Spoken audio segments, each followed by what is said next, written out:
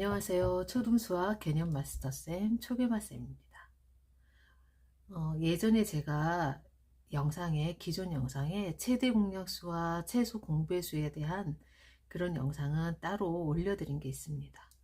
그런데 그때 다루지 못한 것 중에 하나가 이 최대 공약수와 최소 공배수를 어떻게 활용하느냐, 활용 문제가 있습니다. 활용 문제. 이걸 아이들이 굉장히 많이 어려워하죠.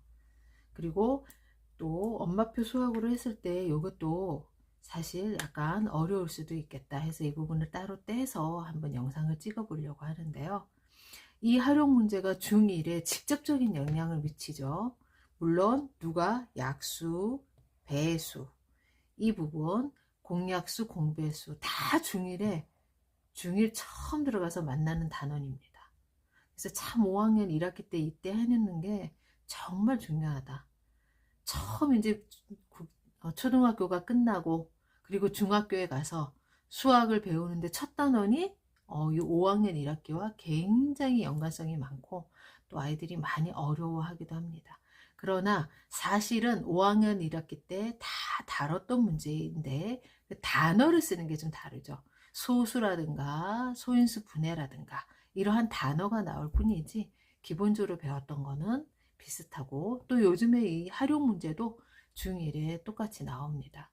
그리고 예전에 비해서 지금 중1 교과서가 개편되면서 아마 이 활용 문제가 조금 더 쉬워진 걸로 저는 알고 있습니다. 예전에는 굉장히 많이 어려웠죠. 그래서 이 부분만 따로 떼서 한번 영상을 찍어 보는데 아시다시피 제가 자꾸 영상이 길어져 가지고 요번에는 파트 1, 파트 2로 해서 문제 유형을 좀 짧게 한번 찍어 보도록 해보겠습니다.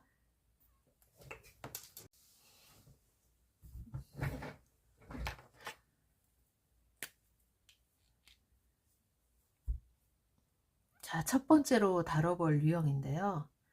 구슬 56개와 바둑돌 64개를 최대한 많은 상자에 남김없이 똑같이 담을 때 최대 몇 개의 상자에 담을 수 있을지 최대 공약수를 구하고 답을 구해보세요 라고 하는 유형입니다. 이게 가장 대표적인 유형이죠. 누구를 이용하는? 최대 공약수를 이용하는. 자, 요거는 난이도가 굉장히 낮겠죠. 왜? 최대 공약수를 사용하라는 걸 아이들에게 미리 보여준 거죠. 근데 요 문제가 이제 어렵게 나오면 어떻게 나온다? 요 부분을 빼겠죠. 그래서 구슬 56개와 바둑돌 64개를 최대한 많은 상자에 남김없이 똑같이 담을 때 최대 몇 개의 상자에 담을 수 있니? 까지 나옵니다. 문제는. 이렇게 나오지 않겠죠. 이 부분은 싹 가려지겠죠. 최대 공약수를 사용해라. 최대 공약수 사용하라 그러면 아주 쉬운 문제가 되니까요. 그래서 이런 것도 난이도를 몇 개로 올릴 수가 있습니다. 이렇게 쓴 거 난이도 최하, 요거 지운 거 중, 그럼 최상은 뭐냐? 자, 최대 몇 개의 상자에 담을 수 있고 구수 한 상자에 구슬은 몇 개, 바둑돌은 몇 개 줄 수 있니? 까지 나오면 이제 이 문제의 모든 유형이 되는 겁니다. 집어넣은 거, 뺀 거, 그리고 나서 한 상자에 그러면 구슬 몇 개, 구슬은 몇 개, 그 다음에 바둑돌은, 바둑돌은 몇 개, 요거까지 물어보면 이제 가장 최상위 문제가 되겠죠. 그래서 요거는 이렇게 세 가지 유형으로 다루어진다. 그렇게 아시면 굉장히 편합니다. 자, 그러면 구슬 56개와 바둑돌 64개를 최대한 많은 상자에 남김없이 똑같이 담을 때 최대 몇 개의 상자에 담을 수 있느냐라고 물어봤습니다. 그러면 얘네를 똑같이 담아내야 되는 겁니다. 똑같이 담아. 똑같은 어떤 수가 있는데 얘네를 나누어서 남김없이 담는다. 그게 뭘까요? 어떤 수로 나누었을 때 나누어 떨어진다. 그것과 같은 개념입니다. 그래서 누구를 쓴다? 공약수를 사용하는 겁니다. 공약수를 사용하는 문제가 되는 이유가 어떠한 수와 수가 있는데 이거를 남김없이 똑같이 담을 때 이 사이에 빠진 말이 뭘까요? 똑같이 나눌 때 남김없이 나누어 떨어진다. 그 의미를 갖고 있습니다. 그래서 우리는 공약수를 사용할 겁니다. 그런데 여기에서는 무엇이 나왔냐?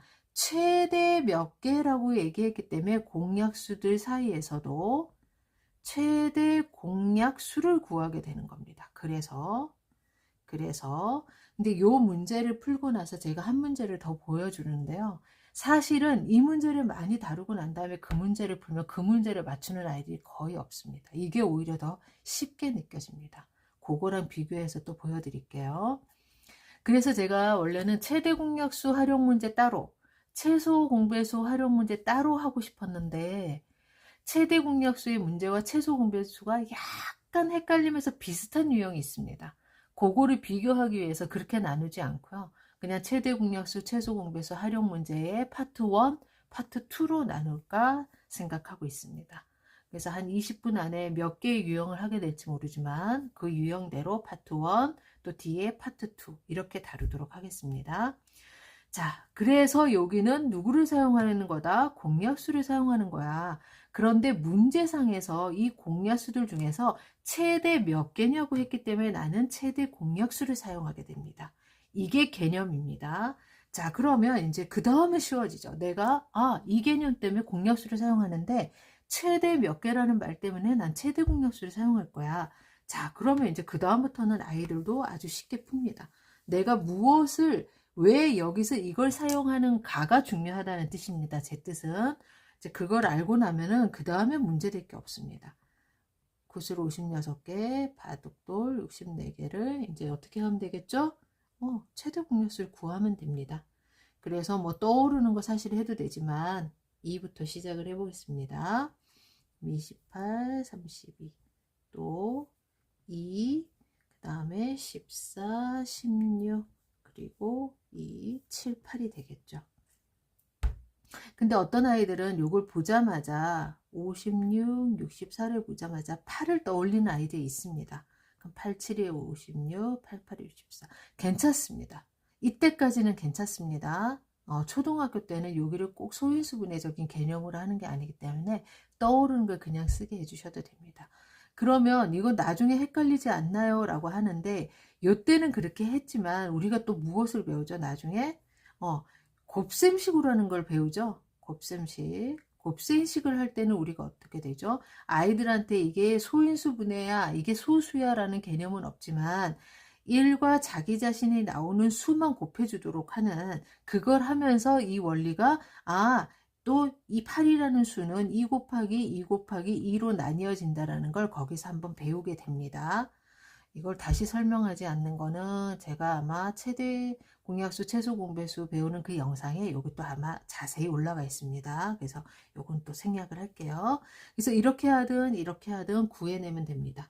그래서 최대 공약수는 이렇게 곱하는 거죠. 얘는 8밖에 없었고요. 그래서 최대 공약수는 8. 자, 그러면 여기에 나타내는 이 8이라는 의미가 뭐라고? 최대한 많은 상자에 남김없이 담을 때 얘네들은 똑같이 뭔가를 나누어 담았을 때 그 바구니가 그 상자가 몇 개 나온다? 8상자가 나온다. 자, 최대 공약수가 있을 때 최하위 문제, 이거 없을 때 내가 뭘 사용해야 되지? 개념을 잘 잡은 아이는 내가 공약수를 구해야 되는데 그런데 최대 몇 개니까 최대 공약수 구해야겠다 까지 여기까지 나오면 이제 중간 단위, 그 다음에 이제 최상에는 이제 그 다음에 또 물어봅니다. 그러면 이 상자에 실을 담을 수 있는 구슬의 개수와 바둑돌의 개수는 얼마니? 라고 얘기했을 겁니다. 그러면 이 56개는 누구 거였죠? 구슬 거였고 64개는 바둑돌이었죠.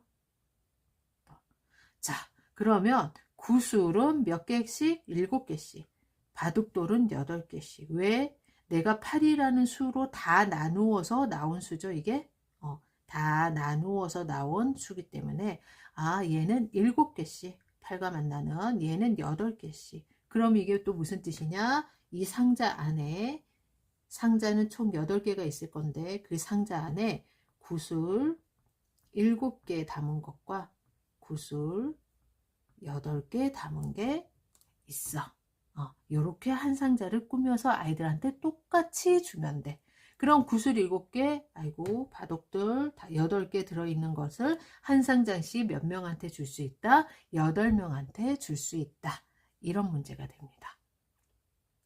그래서 이 문제는 가장 기본적인, 아이들이 이제 책을 펴서 뭐 최대공약수, 최소공배수 활용 문제를 만나면 가장 먼저 만나게 되는 문제고요. 그리고 이 문제를 잘 푸는데 그냥 단순히 외워서 풀면 안 됩니다. 어떻게 외운다? 나중에 이제 제가 또 말씀드리겠지만, 최대한 많은, 이건 최대 공약수야.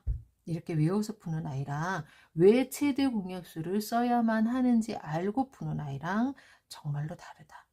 그럼 중1 때도 기억을 할 수 있겠죠. 단순히 외웠던 아이들은 그때 기억이 하나도 없습니다. 내가 그런 걸 풀었어요 라고 100% 얘기합니다. 그래서 항상 개념이 중요하다. 자, 그럼 아까 그 문제와 같이 꼭 봐야 되는 유형입니다. 아까 그 문제와 꼭 같이 봐야 되는 유형.